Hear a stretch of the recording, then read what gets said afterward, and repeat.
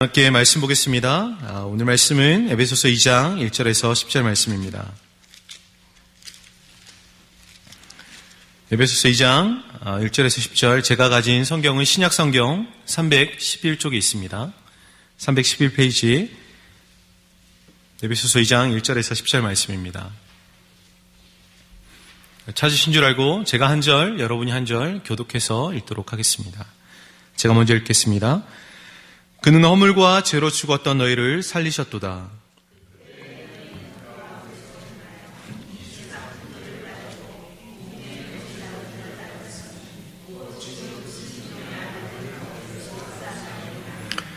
전에는 우리도 다 그 가운데서 우리 육체의 욕심을 따라 지내며 육체와 마음에 원하는 것을 하여 다른 이들과 같이 본질상 진노의 자녀이었더니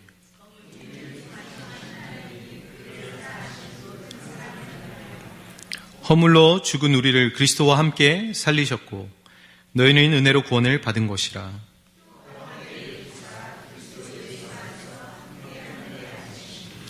이는 그리스도 예수 안에서 우리에게 자비하심으로써 그 은혜의 지극히 풍성함을 오는 여러 세대에 나타내려 하심이라.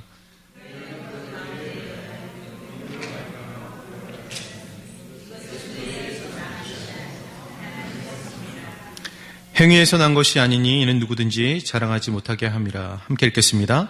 우리는 그가 만드신 바라 그리스도 예수 안에서 선한 일을 위하여 지으심을 받은 자니 이 일은 하나님이 전에 예비하사 우리로 그 가운데 행하게 하려 하심이니라. 아멘.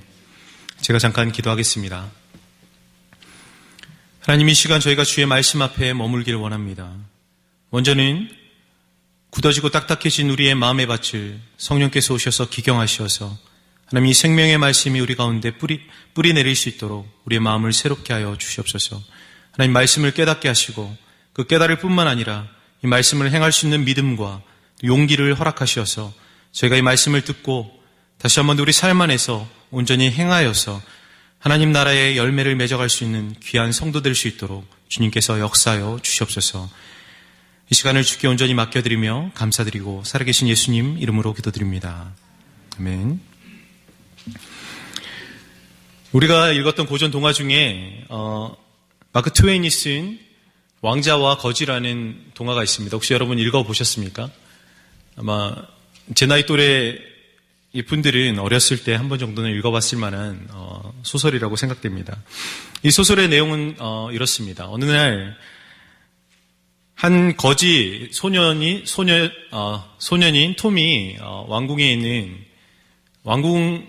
삶을 이제 동경해서 왕궁으로 가게 됩니다. 이제 그 앞에서 왕궁 들어갈 수 없으니까 거기에 문지기가 아주 남는 옷을 입은 톰을 향해서 이제 가라고, 네가 있을 곳이 못 된다고 얘기하면서 그 아이를 쫓아냅니다. 근데 그 모습을 보고 있던 에드워드라는 왕자가 그 아이를 궁전 안으로 불러들입니다. 그리고 두 사람이 함께 자기의 방에서 식사를 하면서 이런저런 얘기를 하게 돼요.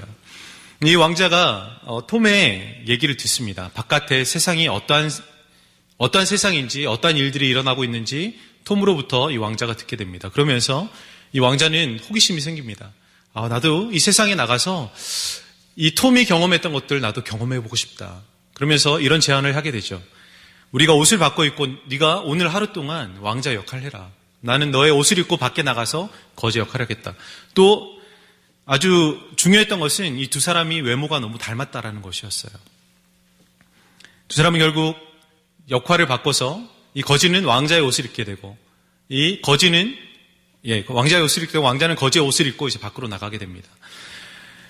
이 왕자가 계획했던 것은 하루 정도만 이 세상을 둘러보는 것이었어요. 근데 우연찮게 누구에게 걸리게 되냐면 이 톰의 아버지에게 발견되게 됩니다.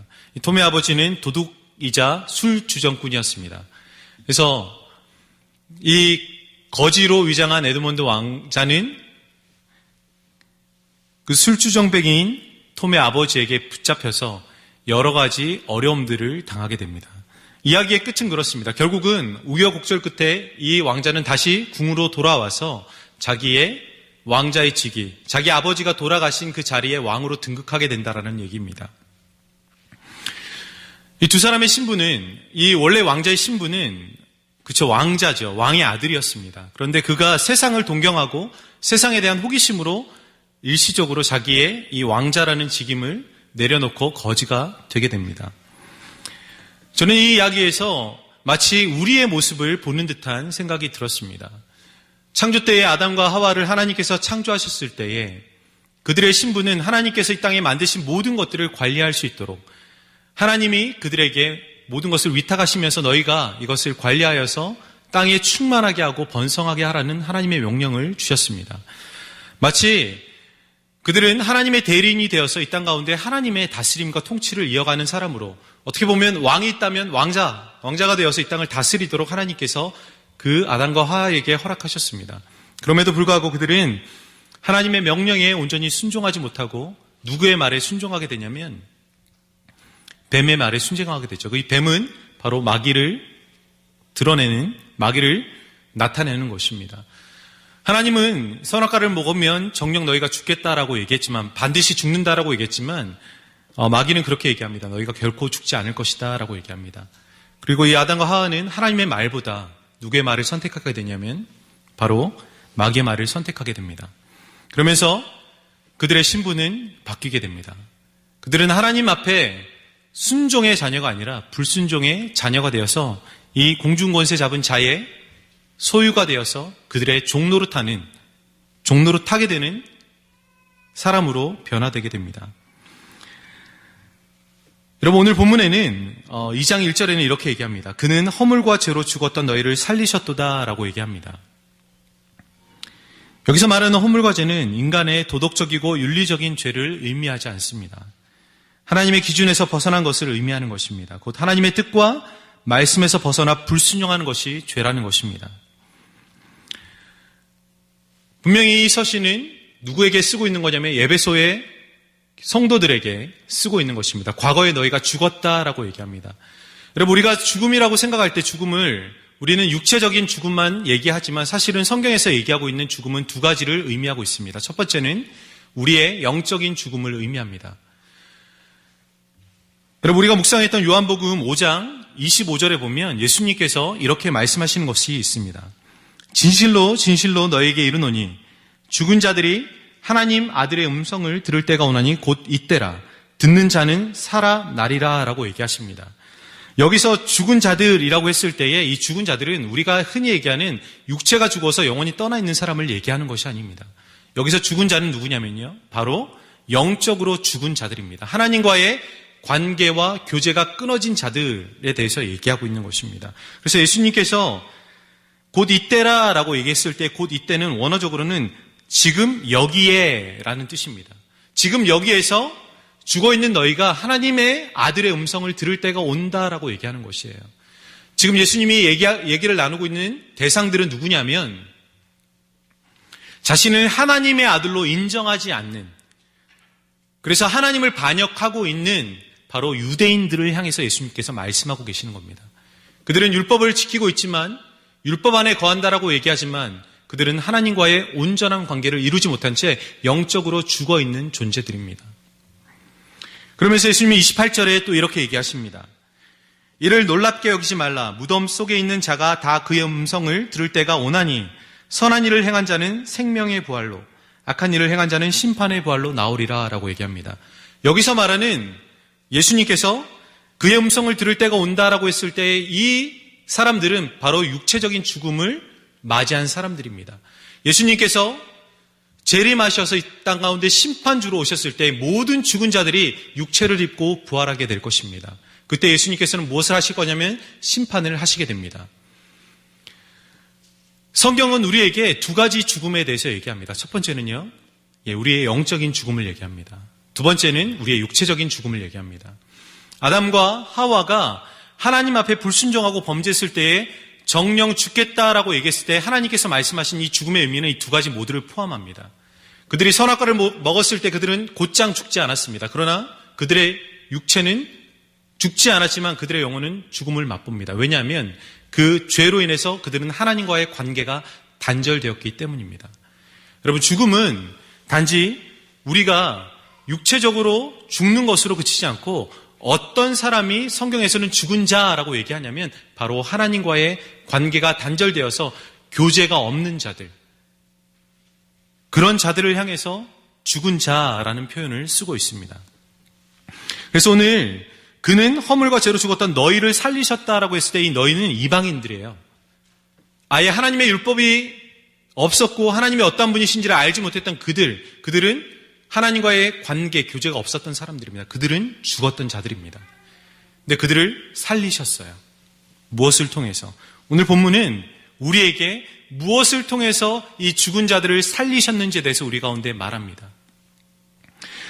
저는 오늘 본문을 통해서 하나님께서 과거에 우리의 이 신분에서 현재의 이 신분으로 변화시키셨던 그 하나님의 어떠함이, 그 하나님의 성품이 무엇인지를 함께 살펴보고 우리의 이 신분에 합당한 삶이 무엇인지를 여러분과 함께 나누기를 원합니다. 오늘 본문은 우리의 신분, 곧 정체성의 변화에 대한 이야기입니다. 1절에서 3절은 우리가 그리스도 안에 있지 않았을 때의 우리의 신분을 나타내고 있습니다. 그리고 4절에서 7절까지는 그리스도와 함께 살리시고 일으키시고 하늘에 앉히시는 하나님의 큰 긍휼과 사랑과 은혜를 나타내고 있습니다. 그리고 마지막으로는 8절에서 10절은 우리의 참된 신분의 변화를 이야기하면서 과거의 삶을 청산하고 앞으로 어떤 삶을 살아야 하는지에 대해서 우리에게 삶의 방향을 제시하고 있습니다. 우리가 첫 번째 먼저 우리의 과거의 신분이 무엇인지를 함께 살펴보기를 원합니다. 여러분, 우리는 과거의 본질상 진노의 자녀였습니다. 오늘 성경 본문 2절에서 3절은 이렇게 얘기합니다. 그때에 너희는 그 가운데서 행하여 이 세상의 풍조를 따르고 공중의 권세 잡은 자를 따랐으니 곧 지금 불순종의 아들들 가운데 역사하는 영이라. 전에는 우리도 다 그 가운데 우리 육체의 욕심을 따라 지내며 육체와 마음에 원하는 것을 하여 다른 이들과 같이 본질상 진노의 자녀이었더니 라고 얘기합니다. 여러분, 우리의 정체성이 뭐였다고 얘기하죠? 본질상 진노의 자녀였다라고 얘기해요. 그러면서 이 본질상 진노의 자녀의 세 가지 특징을 우리에게 가르치고 있습니다. 첫째는 바로 세상의 풍조를 따르는 것입니다.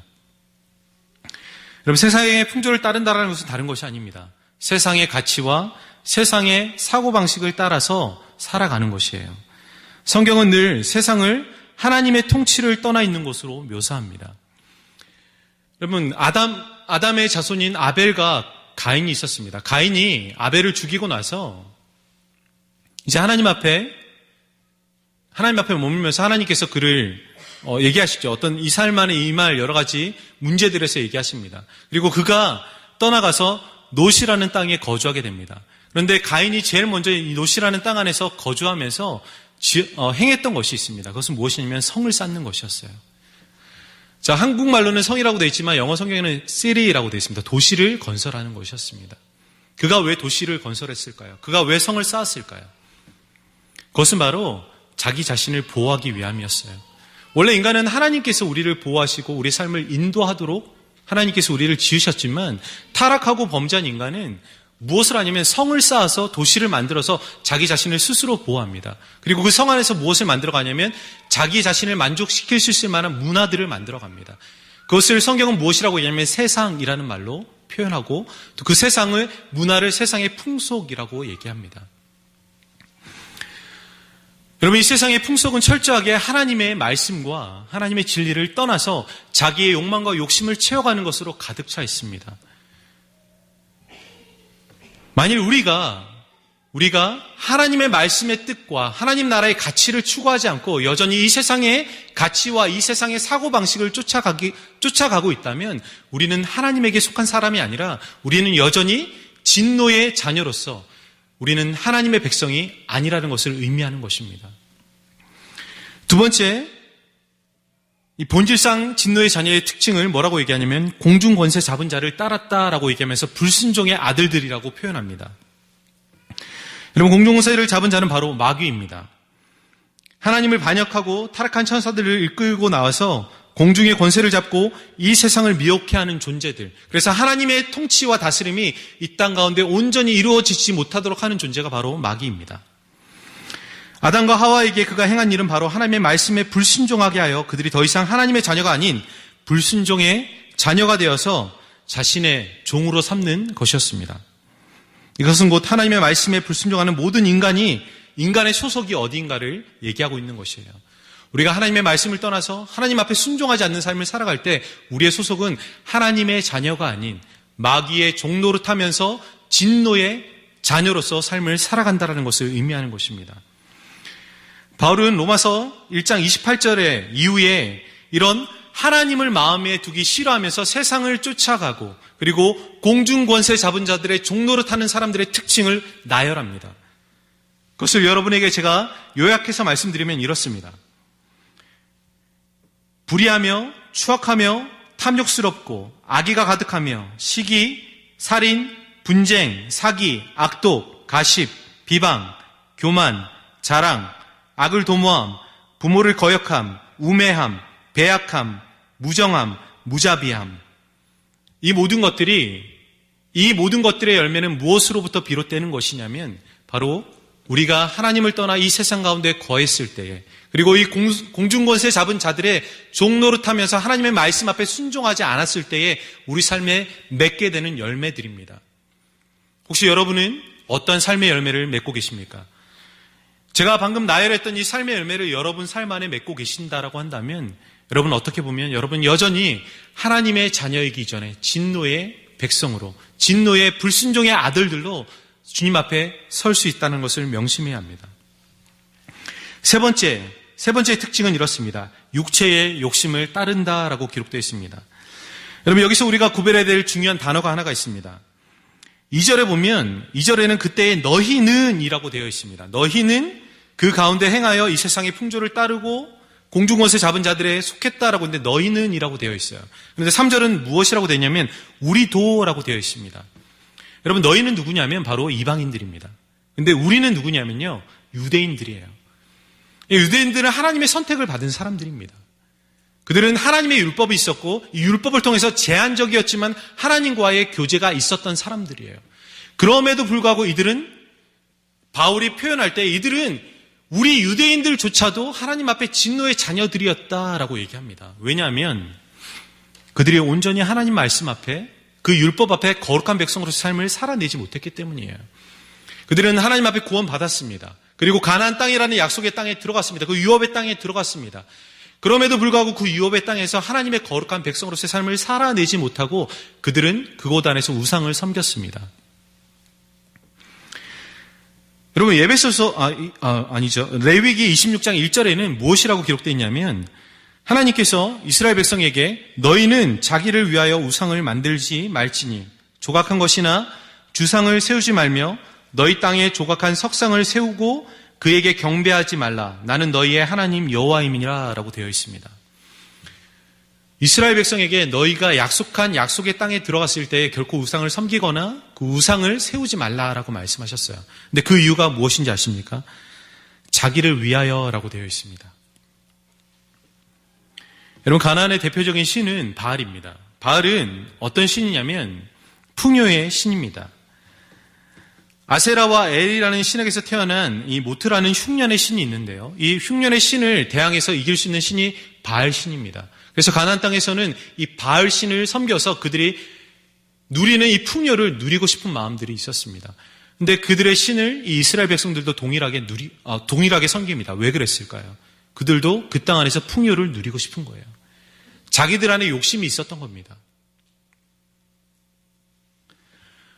여러분 우상은요 다른 것이 아니에요. 우리의 내면 안에서 만들어내는 우리의 욕망의 껍데기가 우상입니다. 여러분은 무엇을 섬기고 계십니까? 우리가 하나님의 거룩한 백성이라고 얘기하지만 우리는 하나님보다 우리가 더 섬기고 더 우선하는 무엇인가가 있다고 한다면 우리의 마음 안에 욕심 안에서 내 뜻과 내 마음의 어떠함으로 섬기고 있는 것들이 있다면 그것은 우상입니다. 그리고 그 우상을 섬기는 사람들은 어떤 사람들이냐면 하나님 앞에 진노의 자녀들이 된다라는 것입니다. 심지어는 하나님의 선택을 받은 백성일지라도 하나님의 율법 안에 머물고 있는 하나님의 백성일지라도 그들의 욕심 안에서 그들의 욕망 안에서 하나님을 저버리고 다른 것을 섬기고 있다면 그 사람 또한 하나님 앞에서는 진노의 자녀가 될 수밖에 없다라는 것입니다. 여러분 우리가 예수님을 구주로 믿고 그 안에 거한다면 우리는 더 이상 이 세상의 풍조와 공중의 권세 잡은 자와 육체의 욕심을 따르는 자가 되어서는 안 됩니다.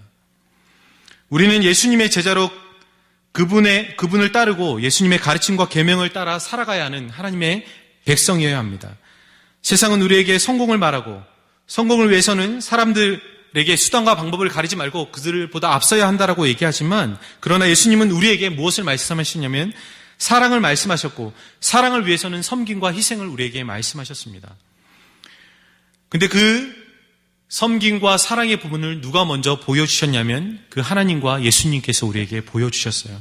4절은 우리에게 분명하게 일깨워줍니다. 2장 4절은 이렇게 얘기하죠. 긍휼이 풍성하신 하나님이 우리를 사랑하신 그 큰 사랑으로 인하여 허물로 죽은 우리를 그리스도와 함께 살리셨고 라고 기록하고 있습니다. 여러분, 우리가 어떻게 해서 살아날 수 있었습니까? 우리가 하나님과의 관계 안에서 더 이상 우리가 소망이 없고 하나님 안에 어떤 것을 누릴 수 있을 만한 아무런 자격이 없음에도 불구하고 우리가 하나님 앞에 용납받았던 이유는 단 한 가지입니다. 그것은 바로 하나님의 긍휼과 자비와 크신 사랑 때문입니다. 그 하나님의 성품이 우리 삶 가운데 일하지 않으셨다면 우리는 결코 하나님 앞에 용납받을 수 없는 존재들입니다. 그래서 5장은 우리에게 뭐라고 얘기하냐면 너희는 은혜로 구원을 받은 것이니라 라고 얘기합니다. 여러분, 은혜가 무엇이죠? 은혜는요, 받을 자격이 없는 자에게 베푸는 호의를 얘기하는 것입니다. 어떠한 것도 받을 자격이 없는 우리에게 하나님은 그분의 크신 사랑으로 그 호의를 우리에게 베푸셨다라는 것입니다. 우리가 어떻게 이 진노의 자녀에서 하나님의 자녀로 거듭날 수 있는가? 어떻게 이 신분의 변화를 가져올 수 있는가? 그것은 오직 하나님의 크신 사랑과 긍휼과 자비, 그 하나님의 성품이라는 것을 잊지 말아야 합니다. 여러분, 하나님이 우리에게 어떻게 그분의 사랑을 보이셨습니까? 그분의 하나밖에 없는 아들을 우리에게 내어주셨습니다. 그리고 예수님은 그 하나님 아버지의 그 뜻을 이루기 위해서 자신의 삶을 쳐서 순종하십니다. 우리는 예수님의 겟셋마네 기도를 너무나 잘 기억하고 있습니다. 그 십자가를 지시기 전에 예수님은 겟셋마네 안에서 기도하십니다. 땀방울이 핏방울이 되도록 기도하시면서 하나님 이 잔을 저에게 옮기실 수만 있다면 옮겨주십시오라고 얘기합니다. 그러나 예수님께서는 결단하시죠. 저의 뜻이 아니라 하나님 뜻대로 제가 되기를 원합니다. 이것이 제가 지어야 하는 잔이라면 제가 하나님의 뜻대로 지겠습니다라고 고백합니다. 여러분, 예수님이 그렇게 하셨던 이유는 단 한 가지입니다. 사랑 때문이에요. 그분은 사랑 때문에 우리를 위해서 헌신하셨고 희생하셨고 자신의 모든 살과 피를 찢으시고 쏟으셔서 우리에게 내어주신 것입니다. 그것으로 말미암아 우리가 구원받은 것이에요. 여러분, 이것은 값싼 구원이 아닙니다. 이것은 값싼 은혜가 아닙니다. 그 어떤 것으로도 바꿀 수 없는 것입니다. 여러분, 그럼에도 불구하고 우리가 여전히 옛사람의 습관을 쫓아서 옛사람의 모습처럼 내 욕심과 욕망과 공중권세 잡은 자와 그리고 이 세상의 풍조를 쫓아가는 삶을 살아간다라고 한다면 우리는 이 하나님의 성품과 이 하나님의 크신 은혜를 값싼 것으로 변질시켜버리게 될 것입니다.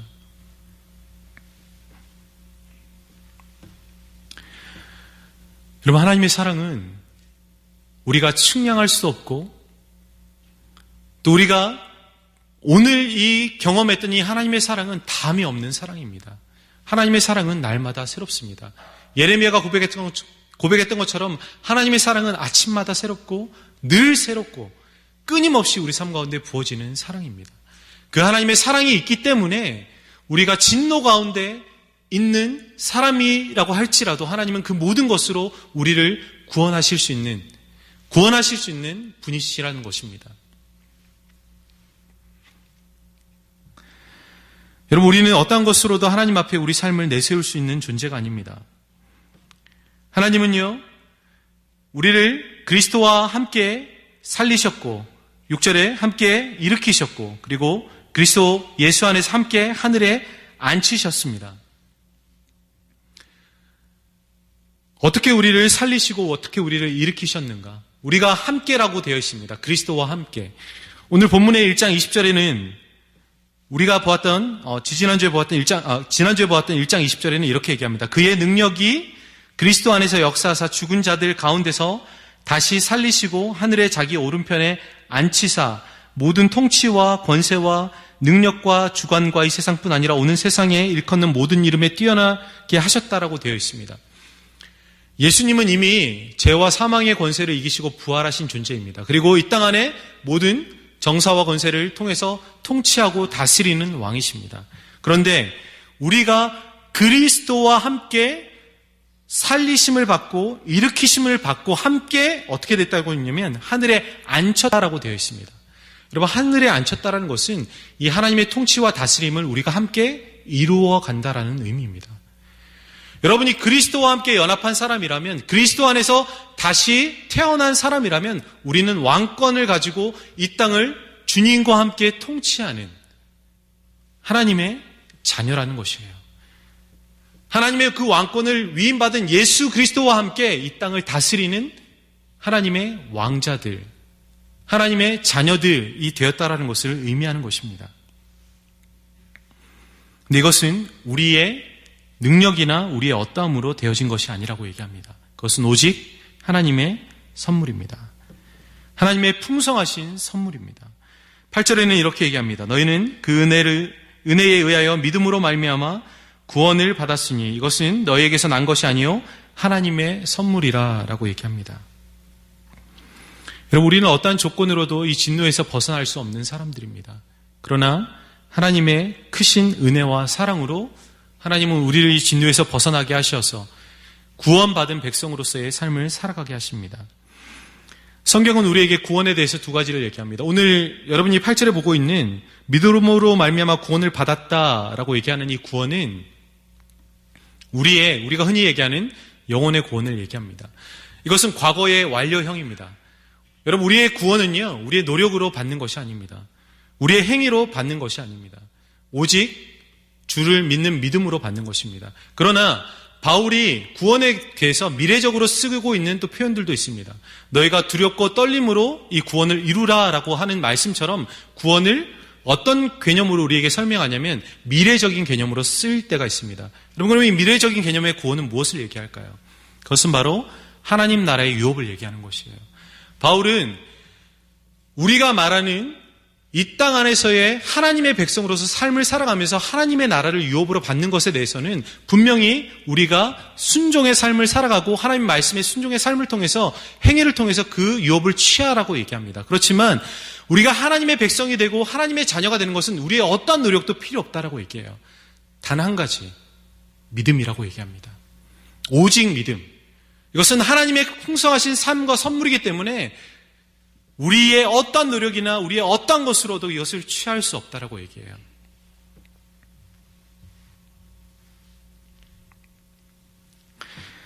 사랑하는 여러분, 우리가 하나님 앞에서 어떤 것도 내세울 수 없는 존재들입니다. 하나님의 긍휼이 없었다면, 그분의 자비가 우리의 삶에 비춰지지 않았다면, 하나님의 은혜의 풍성함이 우리 삶에 있지 않았다면 우리는 여전히 진노의 자녀가 되어서 지금도 하나님 앞에서 죽을 존재와 같이 살아가고 있을 것입니다. 물론 세상 사람들은 이 진노에 대해서 알지 못하고 자신의 욕심과 세상의 풍속을 쫓아 살아가지만 결국 그들은 그들 머리 위에 하나님의 진노의 숯불을 쌓고 있는 것과 동일한 것입니다. 저는 지난 가을에 청소년들과 영화를 한 편 보았습니다. 여러분, 부산행이라는 영화를 혹시 보신지 모르겠습니다. 여기에 이제 한국 영화의 좀비라는 어떤 그 테마를 가지고 나온 영화로는 아마 최초인 걸로 알고 있는데요. 좀비라는 것이 어떤 것이냐면, 이 좀비는 부두교에서 따르면 좀비는 부두교의 사제인 보커라는 사람이 인간들에게서 영혼을 뽑아내서 그냥 육체만 살아있게 하고 이 부커라는 사람의 원하는 뜻대로 이 사람들을 조종하는 것을 의미해요. 그러니까 한마디로 말하면 몸은 살아있지만 영혼이 죽어있는 사람들이에요. 영혼이 조종당해 있는 사람들입니다. 만일에 우리가 하나님과의 온전한 교제가 없이, 하나님과의 온전한 사귐 없이 우리가 이 땅 안에서 육신을 가지고 살아간다라고 한다면, 저는 극단적으로 얘기해서 우리는 어떤 존재와 같다라고 얘기할 수 있냐면 우리는 좀비와 같은 존재가 될 수 있다는 것입니다. 육체적으로는 생명을 가지고 있지만 하나님과의 생명 안에서의 참된 교제가 없는 사람들을 우리는 무엇으로 권세 잡은 자들의 자신의 육체의 욕심과 자신의 육체의 본성만을 쫓아가는 삶으로 살아가는 그런 사람으로 오늘 성경은 정의하고 있다는 것입니다. 그것은 마치 우리가 영화에서 보고 있는 좀비와 별반 정의가 다르지 않습니다. 좀비의 정의는 그래요. 영혼이 없이 누군가에 의해서 조종당하는 사람. 여러분, 우리는 분명한 신분의 변화를 가지고 있는 사람입니다. 과거에는 진노의 자녀였지만 지금은 예수 그리스도 말미암아 하나님의 자녀로서의 삶을 살아가고 있습니다. 우리가 보았듯이 에베소서 1장 5절은 이렇게 얘기합니다. 그 기쁘신 뜻대로 우리를 예정하사 예수 그리스도로 말미암아 자기의 아들들이 되게 하셨으니 이는 그가 사랑하시는 자 안에서 우리에게 거저 주시는 바 그의 은혜의 영광을 찬송하게 하려 함이라 라고 기록되어 있습니다. 분명히 바울은 에베소서를 통해서 우리에게 우리의 신분의 변화를 얘기합니다. 무엇이죠? 더 이상 우리는 본질상 진노의 자녀가 아니라 하나님의 아들들, 하나님의 자녀라고 얘기하고 있습니다. 우리의 신분의 변화는 우리의 어떠함으로 이루어진 것이 아니라 하나님의 성품, 오직 하나님의 사랑과 긍휼과 자비로 이루어진 것이라고 바울은 역설하고 있는 것입니다. 그렇다면 이것으로 끝나는가? 우리가 하나님의 자녀가 되었으면 이것으로 우리가 만족해야 하는가?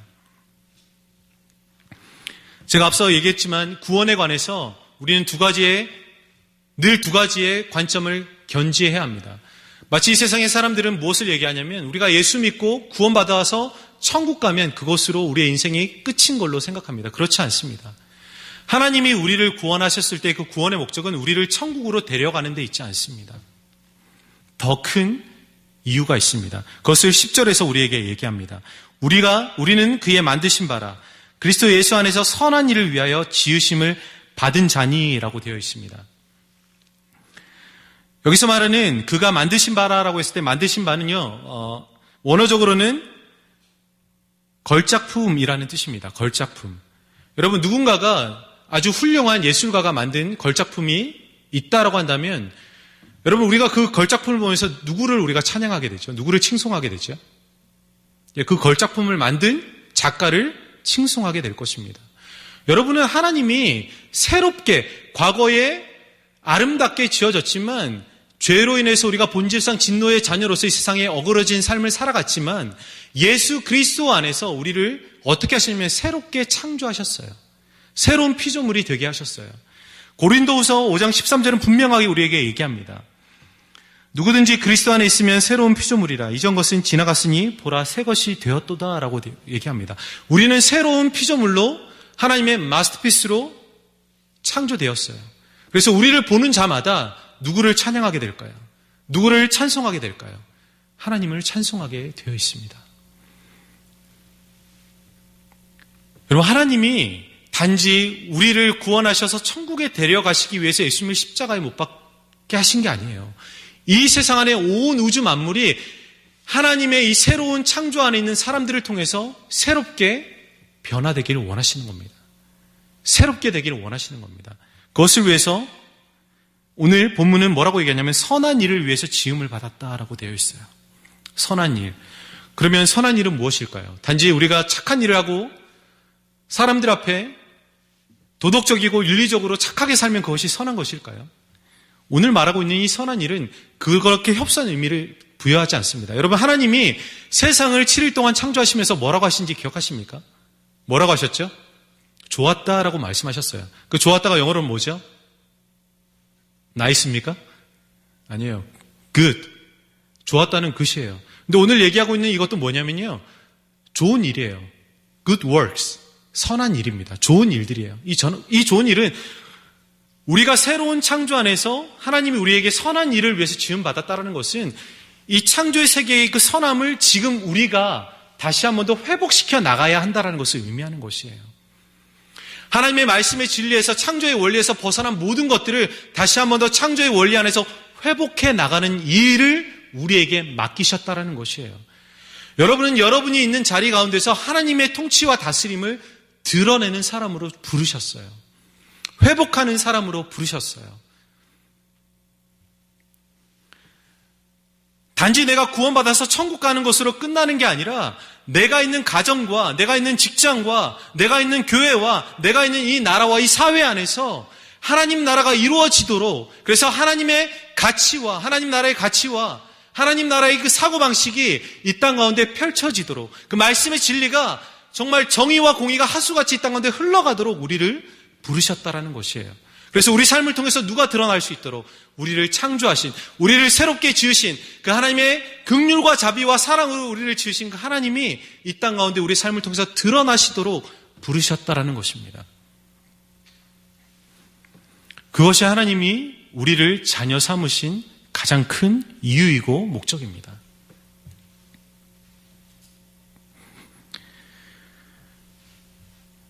여러분, 말씀을 맺고 싶습니다. 우리가 하나님의 은혜의 지극히 풍성함으로 인해서 구원을 받은 존재들입니다. 이 구원은 우리의 어떤 행위로 난 것이 아니고 오직 하나님의 선물인 것이 분명합니다.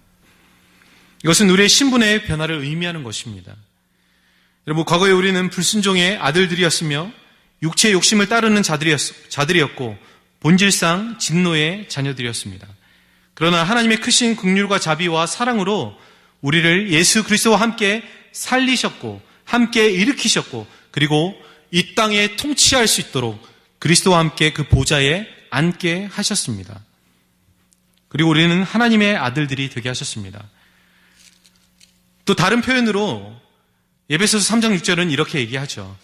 이는 이방인들인 복음으로 말미암아 그리스도 예수 안에서 함께 상속자가 되었다라고 얘기합니다.